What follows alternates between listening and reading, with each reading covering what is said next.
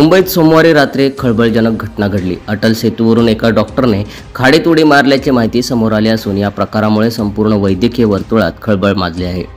ओंकार भागवत कवितके वय वर्ष 32 असे या डॉक्टरचे नाव असून ते जे रुग्णालयात कार्यरत होते।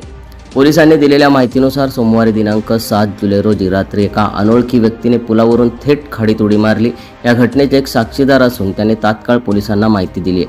घटनास्थळी पोहोचलेल्या पोलिसांना एक हुंडा अमेज कार आणि आयफोन आढळून आला। आयफोनच्या आधारे त्या व्यक्तीची ओळख पटली आहे। डॉक्टर ओंकार कवितके हे कळंबोली येथील वास्तव्यास होते। त्यांच्याविषयी कोणतीही आधीची तक्रार किंवा मानसिक त्रासाची नोंद नसल्यामुळे ही घटना अधिकच रहस्यमय बनली आहे।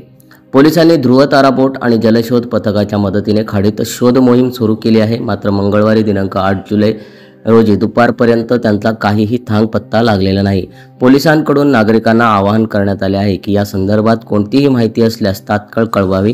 दरम्यान डॉक्टर कवितके यांनी आत्महत्यासारखा टोकाचा निर्णय का घेतला, त्यांच्या आयुष्यात काय चाललं होतं, या सगळ्याचा तपास सध्या सुरू असून अनेक कोडी उलगडायची बाकी आहेत। या घटनेमुळे वैद्यकीय क्षेत्र हादरले असून डॉक्टर ओंकार कवितके यांच्या गायब होण्यामागचं खऱ्या कारणाचं रहस्य लवकरच उघड होण्याची शक्यता आहे।